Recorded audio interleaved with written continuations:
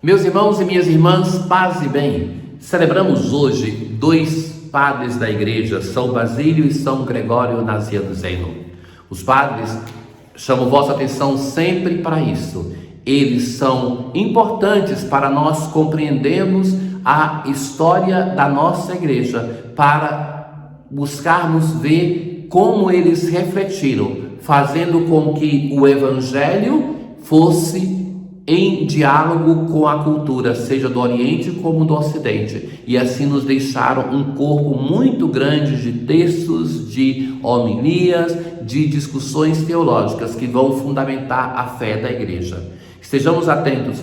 Eu conheço a história de um grande teólogo pentecostal dos Estados Unidos, que ele foi um dos textos que me ajudou nos meus estudos sobre o pentecostalismo na tese de mestrado e doutorado. E ele, para conhecer o cristianismo, necessariamente tinha que estudar como um teólogo sério os padres da igreja. E nessa leitura dos padres da igreja, ele chegou a uma conclusão: não é possível ser de fato cristão sem ser católico. E vai se tornar então um católico, sobretudo provocado pelo fato que o seu neto, que era católico, pediu para que ele fosse padrinho de Crisma. E aí ele decidiu antecipar essa mudança para a igreja católica, porque lendo justamente os padres da igreja, ele viu que a igreja de Cristo tinha todo um caminho que era consolidado na patrística nesses autores e que ele precisava ser católico para fazer essa experiência. Digo isso para dizer, nós pertencemos a uma igreja que tem uma riqueza muito grande, que não começamos ontem e que nós não podemos pretender de esquecer isso, que é a tradição da nossa igreja, que gerações de cristãos se esforçaram para nos deixar a sua reflexão. Com certeza, muitas das dúvidas, das perguntas que você faz hoje como cristão, não é possível que ninguém tenha feito em 2000 anos de história. E ao invés de estar vivendo na angústia da dúvida, de buscar desertar, como o apóstolo João já nos chamou a estes de anticristos, ao invés de fazer isso, é inteligente buscar quem deu essas respostas para que nós possamos conhecê-las e assim também possamos ajudar a sermos cristãos hoje. Na antífona de hoje, velarei sobre as minhas ovelhas, diz o Senhor. Chamarei um pastor que as conduza e serei o seu Deus. Da primeira carta de São João. Caríssimos, quem é o mentiroso, senão aquele que nega que Jesus é o Cristo? Lembra que eu dizia que ele chamava de anticristo quem negava que Jesus é o Cristo, o Messias, ou seja, Deus, ou quem negava que Deus tenha se feito homem, o mistério da encarnação. Quem confessa o Filho possui também o Pai. Ou seja, o Filho se torna para nós condição de união com o Pai. Para nós cristãos, isto é o específico. Nós não somente afirmamos que Jesus é uma possibilidade para o encontro com Deus, mas é por excelência a revelação de Deus. É Ele, o Senhor, que não pode ser colocado em pé de igualdade com outras pessoas, mas é Ele o único que é Deus e homem, revelação de Deus, que nos permite ver Deus como Ele é.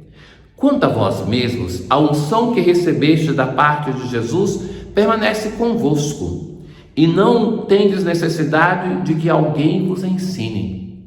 Esta unção é o batismo, é a vida da igreja, os sacramentos. Naturalmente que é preciso que nós nos formemos.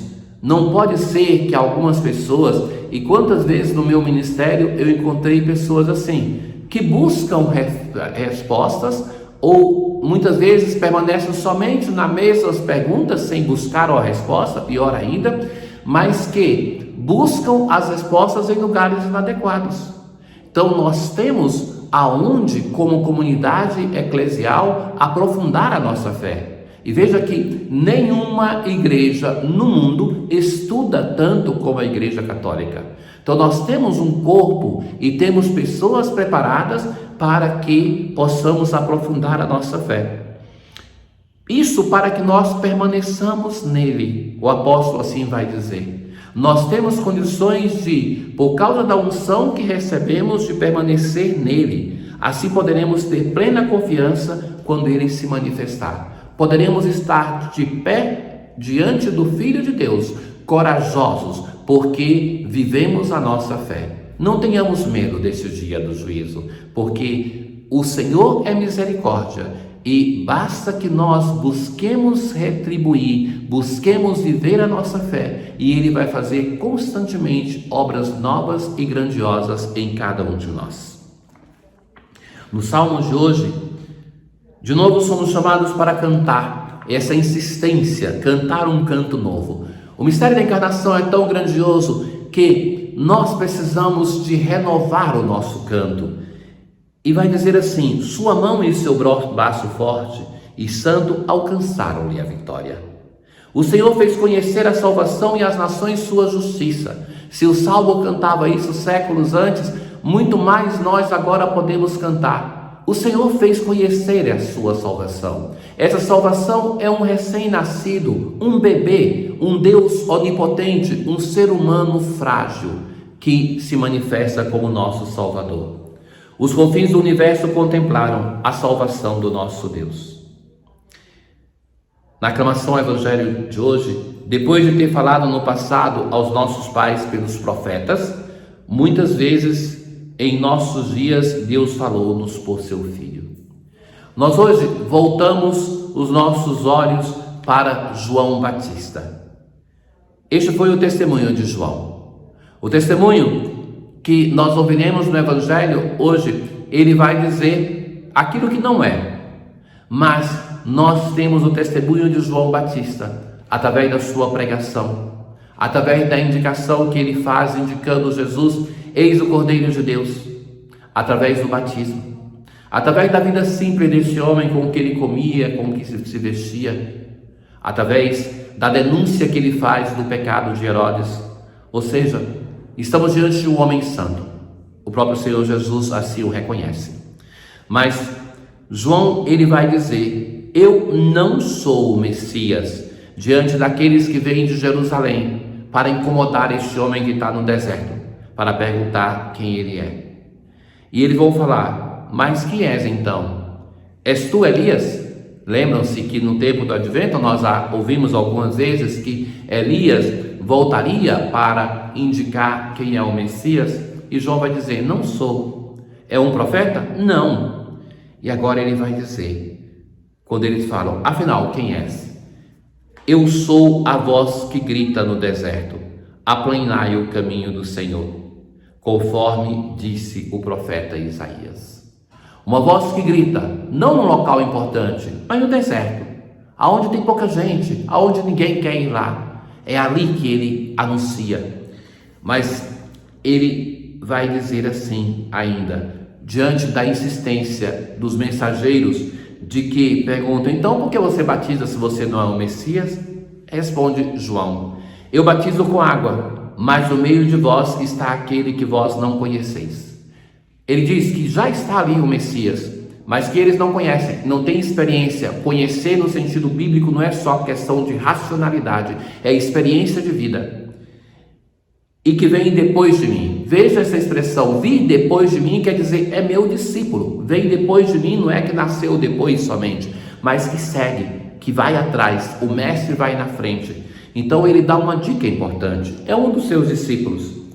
Eu não mereço desamarrar as suas sandálias, as correias das suas sandálias. Sobre isso nós muitas vezes já explicamos essa expressão de João, que não quer roubar o lugar de esposo para o Messias, que é o esposo de Israel, o esposo da sua igreja. Na oração de hoje: ó Deus, que iluminastes a vossa igreja com o exemplo e a doutrina de São Basílio e São Gregório Nazianzeno, fazei-nos buscar humildemente a vossa verdade e segui-la com amor em nossa vida. Tenham todos um bom dia ainda um bom início de ano para todos. Muitos dias faltam, que sejam para todos dias produtivos de crescimento na vida espiritual, que contempla tudo aquilo que nós fazemos, tudo aquilo que nós somos, tudo aquilo que temos. O Senhor esteja convosco, Ele está no meio de nós. Abençoe-vos o Deus Todo-Poderoso, o Pai, o Filho e o Espírito Santo. Paz.